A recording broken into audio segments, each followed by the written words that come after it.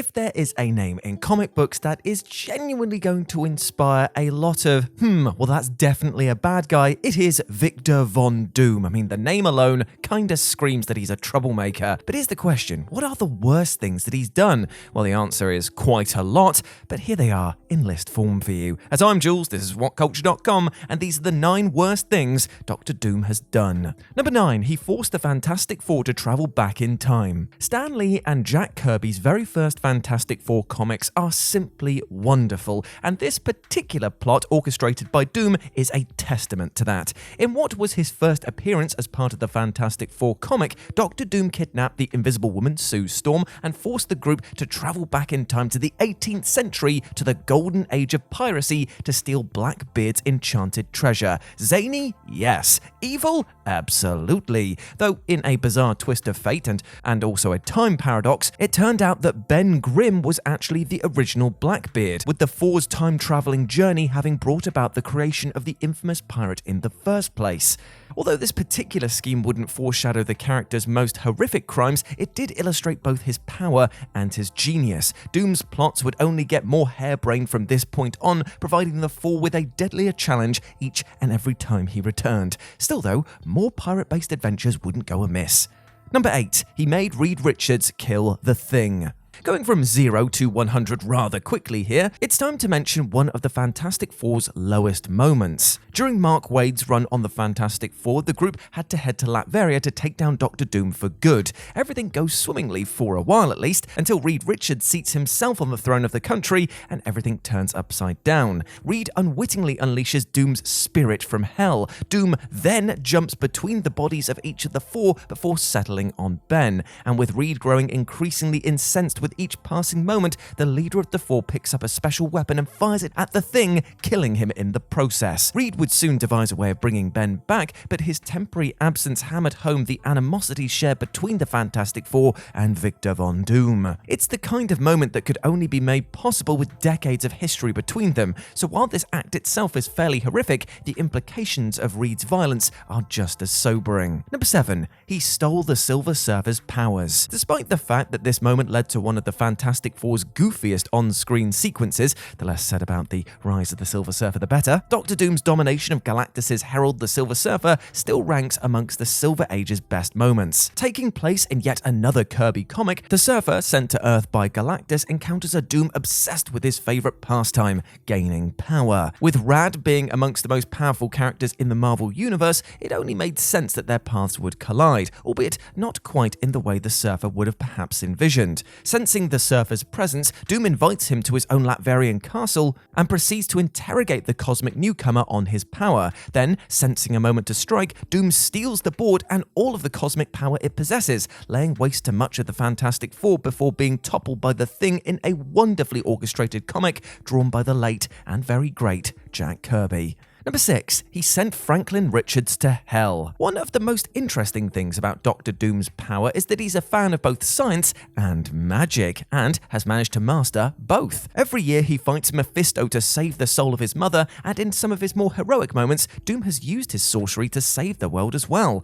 But alas, we're here to discuss his worst moments, and the time he literally sent Mr. Fantastic and the Invisible Woman's child to hell has to be one of them. Another highlight from Mark Waid's delightfully devilish run on Fantastic Four, the moment took place in the very first part of the Unthinkable storyline, wherein it was revealed that Doom, having helped deliver Sue's other baby Valeria, had actually made the child his familiar. Doing so, Doom is able to strike at the Fantastic Four when they're the most vulnerable, resulting in Valeria's first words being Doom, which itself is actually fairly terrible, and also being able to send their other child Franklin to hell. Both Reed and Johnny Storm attempt to save Franklin only to be scorched by the demonic flames rising through the portal, and while Reed attempts to devise a solution, Doom taunts him through Valeria. This forces the Four to travel to Latveria as fast as possible, but Doom, now equipped with new powers, having used another character as a sacrifice, is rather unstoppable. Horrible, horrible stuff.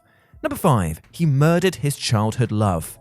Wade's unthinkable storyline certainly lives up to that name, with Doom having carried out multiple acts of an unspeakable nature. The Doom of this world is pretty relentless, but the path that he took to gaining his new power was completely contemptible. Before traveling to the United States, Victor had fallen in love with a woman called Valeria. After years apart, Doom returns to her and proclaims his love yet again, gifting her an amulet that, while garish on the surface, holds infinitely more sinister properties. But in order to increase his proficiency in the mystical arts, Doom is forced to sacrifice Valeria. Only he shows little to no remorse. Worse still is the manner of Valeria's death, which, played out in excruciating detail over several panels, involves her being burned to death by the jewelry that Doom had gifted her.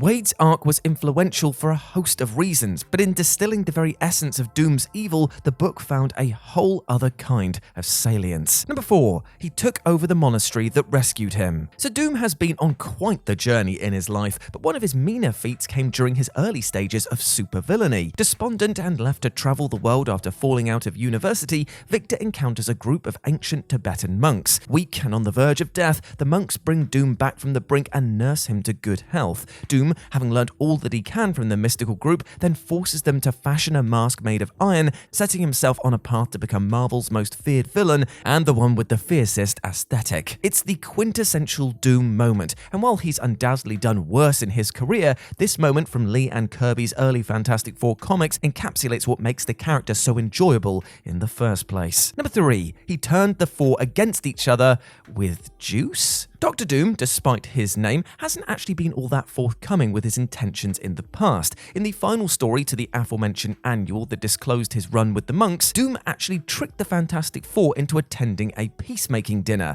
There, he offered all of them some drugged drinks, but little did the four know that these drinks would trick them into thinking that they're being attacked by the other. The resulting comic illustrated the after effects of the potion well, as Reed, Sue, Johnny, and Ben fight with each other, much to the delight of Doom himself. He almost succeeds as well, but with Reed being the preeminent brain of the Marvel Universe, he is eventually outwitted, tricked into drinking the juice himself, and then forced to leave the group alone, content in his delusions that he'd outwitted his most hated nemesis. This was Doom's first return to action since he was rescued by Rama Tut, and while his false attempts at peacemaking were soon uncovered, Doom's plan to turn the four against each other almost came off. Number 2. He invaded Wakanda. Though the fictitious country of Latveria was commonly seen to have adopted an isolationist foreign policy, barring the export of Doom's own terror, that is, things took a turn for the worse when Doom invaded Wakanda. Taking place in 2010's Doom War storyline, wherein the Wakandan government had been overthrown by a hostile force, it emerged that Dr. Doom was determined to take advantage of vibranium, the world's rarest resource that Wakanda just so happens to possess in abundance. T'Challa has to enlist the help of the X-Men to break the coup, but it still comes at a cost. Both T'Challa and Shuri end up fighting Wakanda's citizens to reclaim the throne from the Doom-orchestrated coup. Doom War, much like Mark Waid's Fantastic Four books, divulges more of Doom's motivations. His attempts to conquer the world are spurred on by his knowledge of many of the apocalyptic futures waiting in the Marvel Universe's wings. And while that is no excuse for his invasion of Wakanda, it's all that Doom needs to pass a test to receive the vibranium that's locked away in Wakanda's vaults.